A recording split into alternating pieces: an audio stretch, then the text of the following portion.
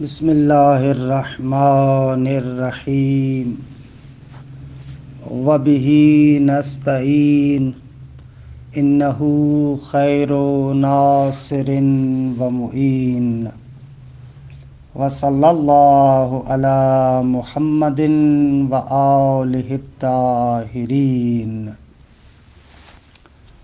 الحمدللہ، خداوند منان کے لطف و کرم سے ہماری گفتگو بدایت الحکمہ کے دوسرے مرحلے میں ہے کہ یہ دوسرا مرحلہ وجود ذہنی کے مباحث میں تھا، اور اس مرحلے کے اندر ہم نے عرض کیا کہ 3 بخش اور 3 حصے ہیں۔ تیسرے حصے میں بیان تھا ہمارا، تیسرے حصے میں ہماری گفتگو چل رہی تھی کہ یہ تیسرا حصہ وجود ذہنی کے بارے میں جو اشکالات ہیں ان کے بیان میں ہے۔ مرحوم علامہ نے 2 اشکالات آغاز میں ذکر کیے ہیں۔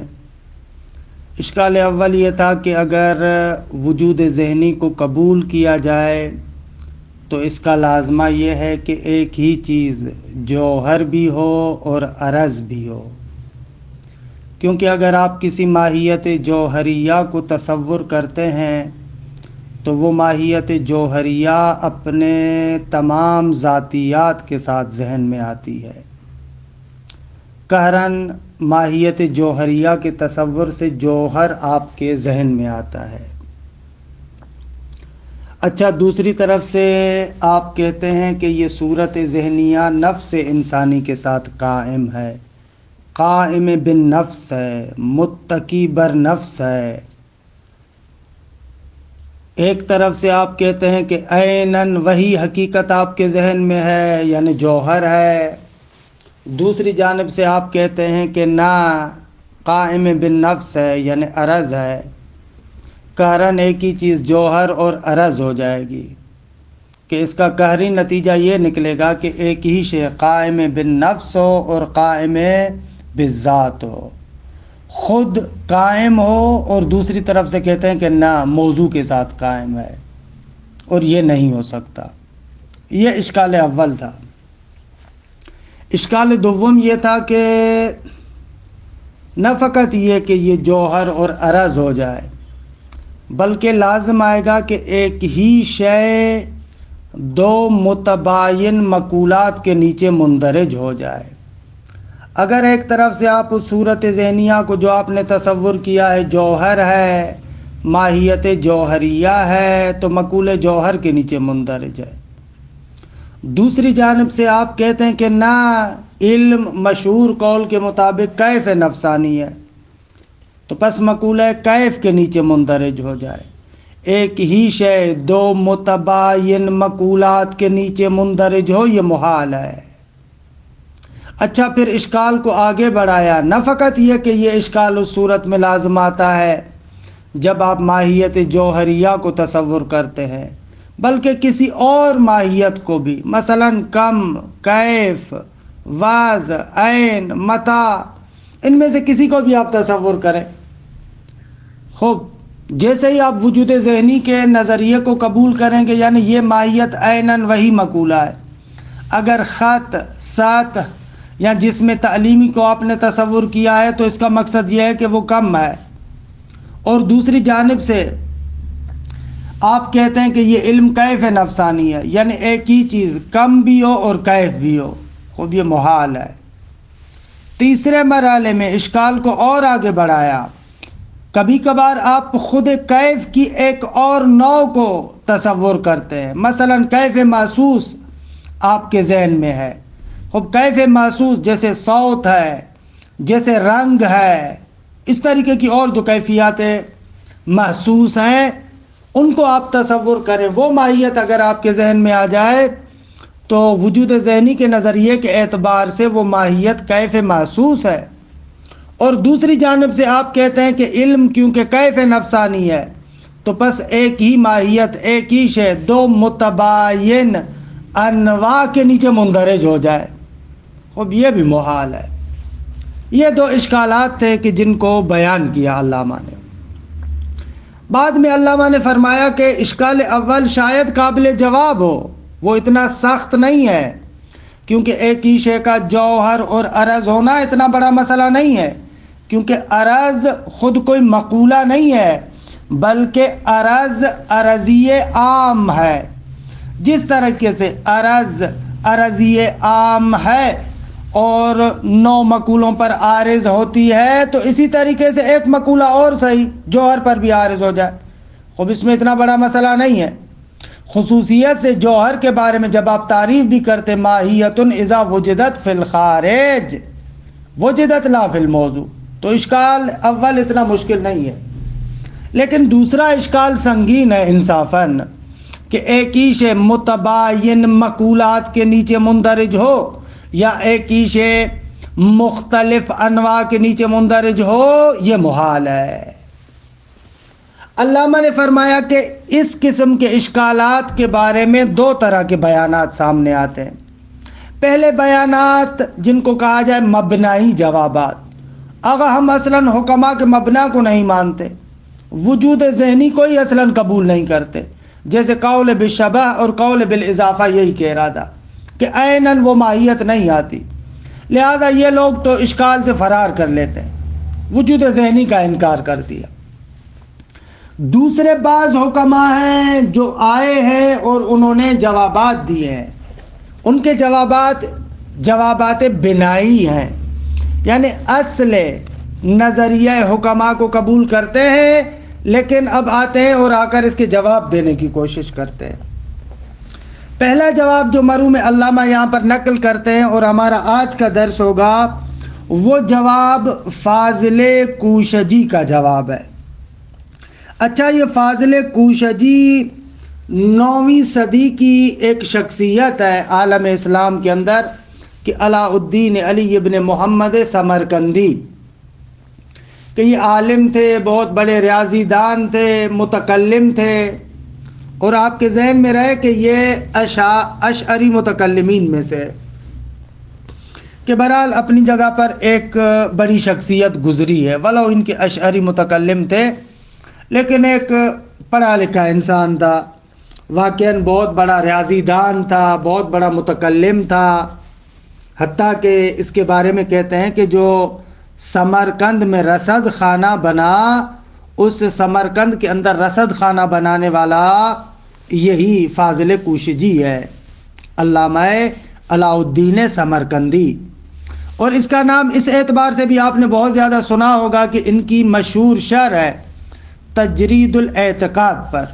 خواجہ نصیر الدین طوسی نے جو کلام پر کتاب لکھی تجرید الاعتقاد، اس کی مختلف شروحات ہیں، ان میں سے ایک شرح اس فاضل کوشجی کی ہے، کہ فاضل کوشجی کی شرح جدید کے نام سے معروف ہے، کہ بہرحال اس شرح جدید کی کہانی کسی حد تک ہم نے کشف المراد اور شرح تجرید کے دروس میں بیان کی ہے، کہ اس پر بہت زیادہ تعلیقات لکھے گئے، پھر تعلیقوں پر تعلیقیں لکھے گئے، کہ کہنے کا مقصد یہ ہے کہ یہ ایک بہت بڑی شخصیت ہے، کہ اس کے آثار میں کشاف کی جو شرح ہے، شرح کشاف تفتازانی، اس پر اس کا حاشیہ ہے، مشہور کتاب یہ تجرید اعتقاد، اس کی شرح ہے، اس کی ایک رسالہ محمدیہ ہے، علم ہیئت و فلکیات پر فارسی میں ایک ان کی کتاب ہے، اور بہت زیادہ تصانیف ہیں، کہ بہرحال ایک بڑی شخصیت ہے۔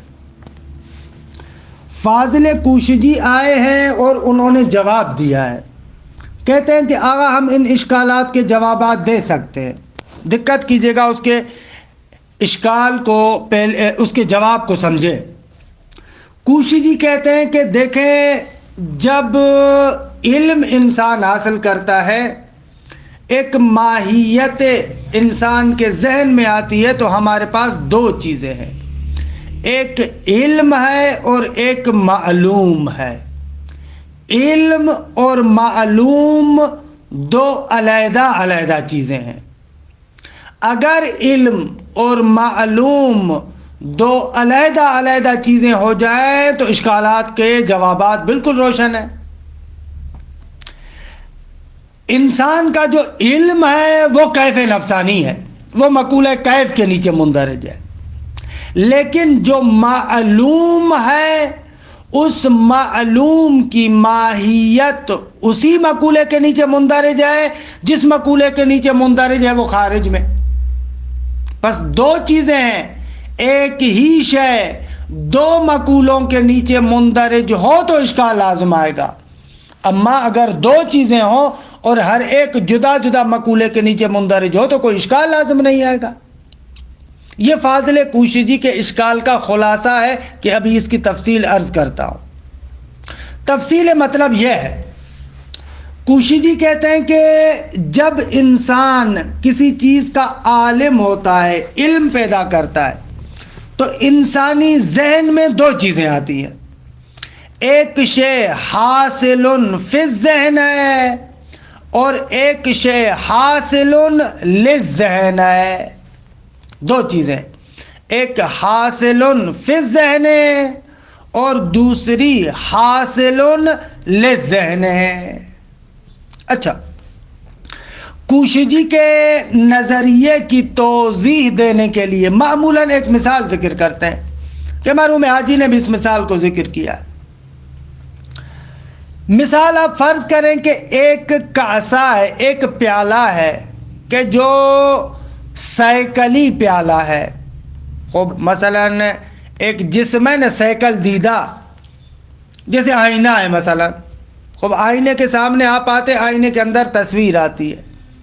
آپ ایسا پیالہ فرض کریں کہ جو پیالہ سائیکل دیدہ ہے، جیسے مثلاً شیشہ ہوتا ہے جس میں آپ اپنی تصویر دیکھتے ہیں، اس قسم کا ایک جسم ہے۔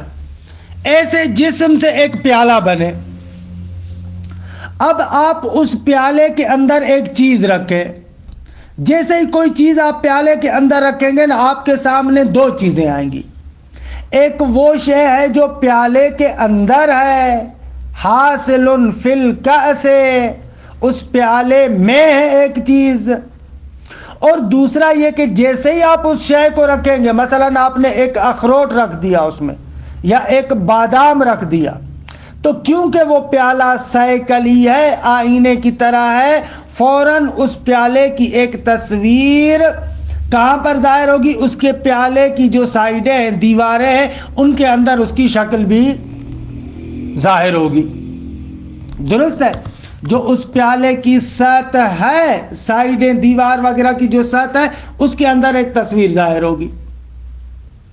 اب یہاں پر آپ دیکھتے ایک چیز آپ نے پیالے میں رکھی ہے، لیکن آپ دو چیزوں سے روبرو ہیں، ایک پیالے کے اندر ہے، دوسری چیز وہ ہے کہ جو اس پیالے کی دیواروں میں انعکاس پیدا کرتی ہے، وہاں پر چھپ جاتی ہے، جیسے آئینے میں صورت چھپتی ہے۔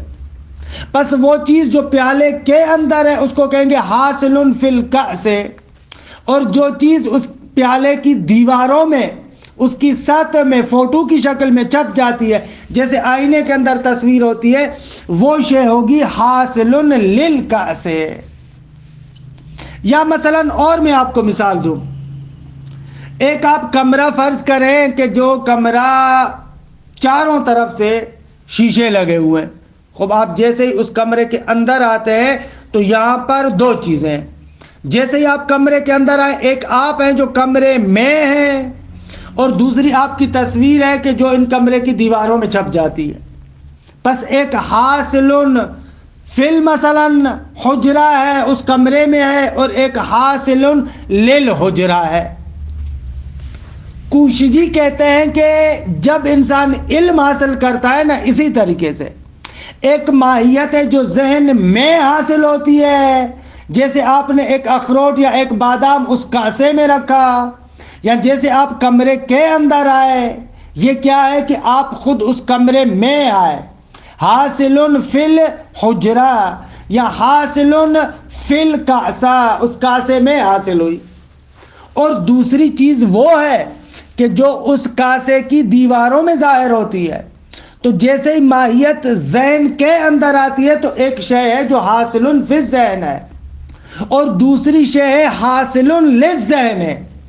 جیسے اس کاسے کی دیواروں میں تصویر آئینے کی طرح چھپ جاتی ہے، اسی طریقے سے جب بھی کوئی ماہیت آپ کے ذہن میں آتی ہے تو آپ کے ذہن میں اس کی صورت چھپ جاتی ہے۔ ایک ذہن میں ماہیت آئی ہے اور ایک ذہن کے لیے صورت ہے۔ دقت کریں تو کوشجی اس طریقے سے آ کر اعتراض کا جواب دیتا ہے۔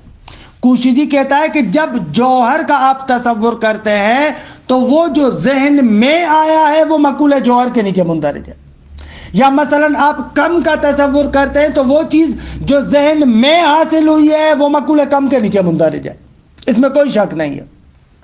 لیکن کیف نفسانی یہ نہیں ہے، جو ذہن میں حاصل ہوا ہے وہ معلوم ہے، حاصل فی الذہن وہ معلوم ہے، اور وہ معلوم اپنی اسی ماہیت کے نیچے مندرج ہے، اسی مقولے کے نیچے مندرج ہے جو مقولہ اس کا ہے۔ لیکن دوسرا جو حاصل للذہن ہے، ذہن میں جو تصویر چھپی ہے، ذہن کے لیے جو تصویر چھپی ہے، خوب وہ علم ہے اور کیف نفسانی ہے۔ پس جب بھی آپ علم حاصل کرتے ہیں تو آغا آپ کے پاس دو چیزیں آتی ہیں، لہذا اشکالات کے جوابات روشن ہو گئے۔ آپ جو کہہ رہے تھے کہ ایک ہی شے دو مقولوں کے نیچے کیسے مندرج ہو، یا ایک ہی شے دو انواع کے نیچے کیسے مندرج ہو، ہم نے معلوم اور علم کے درمیان تفریق کر کے جدائی ڈال کے آپ کے اعتراض کا جواب دے دیا۔ اچھا، اس اعتراض کی عبارت پڑھتا ہوں پھر علامہ کا جواب دیکھیں۔ وَقَدْ اُجِیبَ عَنِ الْإِشْكَالِ بِوُجُوهٍ، فرماتے ہیں کہ یہ جو اشکال ثانی اصعب ہے، مشکل ہے، اس کا مختلف وجوہ کے ذریعے سے جواب دیا گیا ہے۔ منہا، ان جوابات میں سے پہلا جواب، ما ان بعضہم، بعض حکماء کی جانب سے، کہ یہ مراد فاضل کوشجی ہے جو متوفی ہے 879۔ فاضل کوشجی کہتے ہیں کہ ان العلم غیر المعلوم، آغا علم معلوم کے علاوہ ہے۔ دقت کریں، یہاں پر معلوم سے مراد معلوم بالذات ہے، یعنی وہ معلوم کے جو ذہن میں آیا ہے، نہ کہ معلوم بالعرض اور خارجی کی بات کر رہے ہیں، نا، حتیٰ جو ذہن میں بھی آتا ہے نا، وہاں پر معلوم بالذات اور علم دو علیحدہ چیزیں ہیں۔ فَعِنْدَ حُصُولِ مَاہِیَةٍ مِّنَ الْمَاہِیَاتِ الْخَارِجِیَّةِ فِي الذِّہْنِ، فرماتے ہیں کہ ماہیات خارجیہ میں سے کوئی ماہیت جب ذہن میں حاصل ہوتی ہے تو امران، دو چیزیں ہوں گی۔ فَعِنْدَ حُصُولِ مَاہِیَةٍ امران، اس ماہیت کے حصول کے وقت دو چیزیں ہمارے سامنے ہیں۔ پہلی، احدہما الماہیت الحاصلۃ نفسها علی ما کانت علیہ فی الخارج وہو المعلوم، فرماتے ایک بذات خود وہی ماہیت جس طریقے سے خارج میں ہے عیناً اسی طریقے سے آپ کے ذہن میں ہے، اور یہ وہ چیز ہے کہ جس کو ہم معلوم کہتے ہیں، یعنی معلوم بالذات، یا جس کو میں نے اشکال کے بیان کرتے وقت کہا تھا حاصل فی الذہن، ایک یہ ہے معلوم۔ وَهُوَ غَيْرُ قَائِمٍ بِالنَّفْسِ، آغا یہ قائم بالنفس نہیں ہے، نفس پر متکی نہیں ہے۔ یہ اسی طریقے سے جیسے آپ کمرے کے اندر ہیں، خوب آپ کمرے کے اندر ہیں، اس کا معنی یہ تھوڑی ہے کہ آپ کمرے کے ساتھ قائم ہیں، نا، کمرے کے اندر ہیں۔ بل قائم بنفسہ، بلکہ بذات خود وہ چیز قائم ہے، حاصل فیہ، اور وہ شے اس ذہن میں حاصل ہے، حصول الشیء فی الزمان والمکان، اسی طریقے سے جس طریقے سے ایک شے زمان میں اور مکان میں ہوتی ہے، اسی طریقے سے وہ معلوم بالذات بھی آپ کے ذہن میں ہے۔ اعلیٰ حصول مکان کی تو میں نے مثال دی، اور حصول زمان کے بارے میں بھی میں پہلے تھوڑا سا عرض کر چکا ہوں، یہ عرفی مفہوم کے مطابق کہہ رہے ہیں۔ عام طور پر ایسے ہم لوگ تصور کرتے ہیں نا، ہم زمان میں ہیں، لیکن بعد میں انشاءاللہ ثابت کیا ہم لوگوں نے، یا ثابت کریں گے کہ ملا صدرہ کی زمان کے بارے میں کیا نظر ہے۔ اچھا، یہ پہلی چیز ہے۔ والآخر، اور دوسری چیز، صفت حاصلۃ للنفس، دوسری چیز وہ ہے کہ جو حاصل للنفس ہے، ایک ایسی شے کہ جو ایک ایسی صفت کہ جو حاصل نفس کے لیے، قائمتون بہا، اور نفس کے ساتھ قائم ہے، متکی بر نفس ہے، یطردو بہا انہا الجہلو، اور اسی شے کے ذریعے سے انہا نفس انسانی سے جہل کو دور کیا جاتا ہے، وَهُوَ الْعِلْمُ، اور اسے ہم کہتے ہیں علم، کہ یہ حاصلون للنفس ہے، متکی بر نفس ہے۔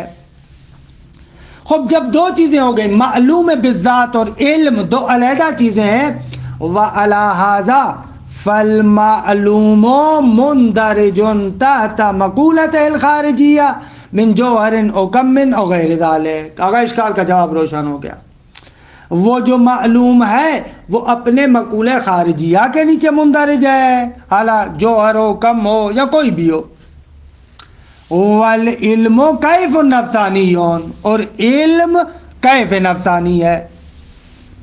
فلا اجتماع اصلاً کوئی یہاں پر اجتماع نہیں ہے کہ ایک شے دو مقولوں کے نیچے مندرج ہو، نہ لال مقولتین، کہ دوسرے اشکال میں جو ہم بیان کر رہے تھے کہ ایک ہی شے دو مقولوں کے نیچے مندرج ہو جائے، ولا لنوعین من مقولتین، کہ آخری جو نقطہ تھا دوسرے اشکال میں، اور نہ یہ لازم آتا ہے کہ ایک ہی مقولے کی دو انواع کے نیچے ایک ہی شے مندرج ہو جائے، نہ، اصلاً معلوم جدا علم جدا، معلوم ایک نو علم دوسری نو۔ یہ فاضل کوشجی کا جواب، لیکن اس پر علامہ اعتراض کرتے ہیں کہ بہرحال وہی حکماء کی باتیں ہیں جن کو معمولاً آغایون نے ذکر کیا ہے۔ پہلا اشکال جو علامہ اس پر بیان کرتے ہیں وہ اشکال یہ ہے، آغا یہ جو آپ نے اتنا بڑا دعویٰ پیش کر دیا کہ معلوم بالذات اور علم دو علیحدہ چیزیں ہیں، مت دلیل علی ذالک، کیا دلیل ہے بھئی آپ کے پاس؟ آپ نے تو فقط دعویٰ کر دیا، کوئی دلیل کامہ نہیں کیا اس مطلب پر، بس دعویٰ کر دیا اشکال سے بچنے کے لیے کہ معلوم بالذات اور ہے اور علم اور ہے۔ خب کیا دلیل ہے؟ بلکہ اگر وجداناً اور علم حضوری کے اعتبار سے دیکھا جائے تو بھی آپ کا دعویٰ ثابت نہیں ہوتا۔ ہم وجداناً علم حضوری کے طور پر جب بھی کسی شے کا علم پیدا کرتے ہیں، ایسے تھوڑی ہے کہ ہمارے ذہن کے اندر دو چیزیں ہوتی ہیں، ایک حاصل فی الذہن ہو اور ایک حاصل للذہن ہو، نہ، وجداناً ایک ہی چیز محسوس کرتے ہیں، کام دو چیزیں تصور کرتے ہیں، کام دو چیزیں پاتے ہیں، نہ، جب بھی اشیاء کا علم آتا ہے ہمارے پاس، ایسے تھوڑی ہے کہ دو چیزیں ہمارے پاس آتی ہوں، خلاف وجدان ہے۔ یہ علامہ یہاں پر اشکال کرتے ہیں۔ اچھا، اسی بات پر مرحوم حاجی نے اور اشکالات بھی کیے ہیں۔ مثلا مرحوم حاجی شرح منظومہ کے حاشیے میں جلد 2 صفحہ نمبر 130، وہاں پر ایک اور اشکال کرتے ہیں۔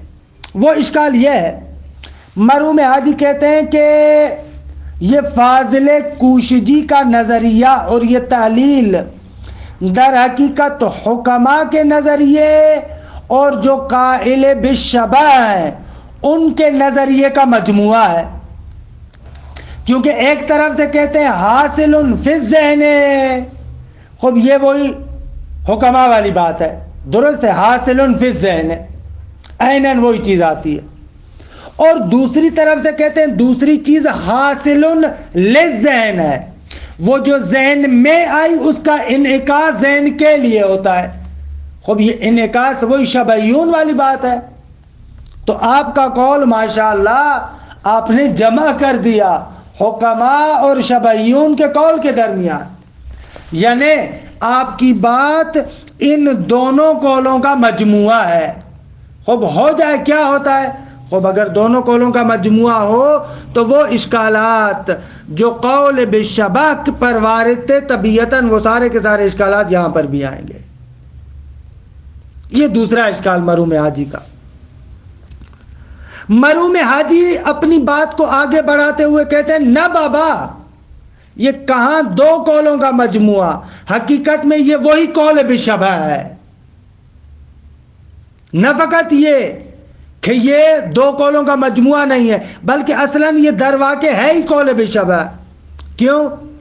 اس لیے کہ کوشجی علم کس کو قرار دے رہا ہے؟ کیف نفسانی، اس انعکاس کو جو حاصل للذہن ہے۔ خب جو انعکاس حاصل للذہن ہے وہ وہی ماہیت نہیں ہے، وہ فقط کیف نفسانی ہے۔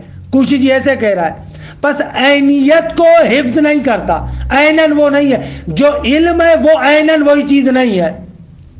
خب جب علم عیناً وہی چیز نہیں ہے تو یہ وہی قول بشبہ ہو جائے گا۔ تو پس تیسرا اشکال جو کوشجی کے کلام پر آتا ہے کہ بابا اصلاً تمہارا قول وہی قول بشبہ ہے، وہ اشکال جو اس قول بشبہ پر وارد ہے تمہارے بیان پر بھی وارد ہے۔ خوب اس کے علاوہ آگا اگر آپ دقت کریں تو ایک اور اشکال لازم آتا ہے، وہ اشکال یہ ہے کہ فاضل کوشجی جو کہتا ہے حاصل فی الذہن قائم بخود ہے، وہ قائم بالنفس نہیں، خود قائم ہے۔ اچھا، جوہر کے مورد میں تو آپ کی بات درست، آگا دوسرے مقولات میں آپ کیا کہیں گے؟ جب آپ ایک خط یعنی کم کا تصور کرتے ہیں یا عین کا تصور کرتے ہیں، جب آپ اس کا تصور کرتے ہیں تو آپ کی بات وہاں پر کیسے صادق آئے گی؟ خب بقول آپ کے وہاں پر تو وہ جو ماہیت آئی ہے وہ کیا ہے؟ وہ ماہیت ذہن کے ساتھ قائم نہیں ہے۔ خب ایک طرف سے آپ کہہ رہے ہیں کہ وہ کم ہے، خب کس کے ساتھ وہ قائم ہے؟ اس کو کیسے آپ حل کریں گے؟ درست ہے آگا؟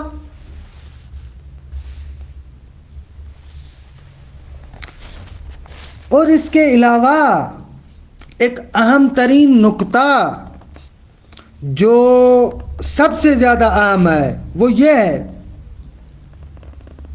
اگر جب آپ کہتے ہیں کہ ایک شے حاصل فی الذہن، ایسے جیسے یہ آپ تصور کرتے ہیں، تو یہ آپ کیسے تصویر کرتے ہیں کہ انسان کے ذہن کے بیچ میں ایک چیز پڑی ہے لیکن وہ انسان کے ذہن کے لیے حاصل نہیں ہے؟ خوب اصلاً آپ تھوڑا سا اپنی بات پر غور تو کریں، آپ کہنا کیا چاہ رہے ہیں؟ ایک شے آپ کے ذہن کے درمیان میں پڑی ہے لیکن ذہن کے لیے حاصل نہیں ہے۔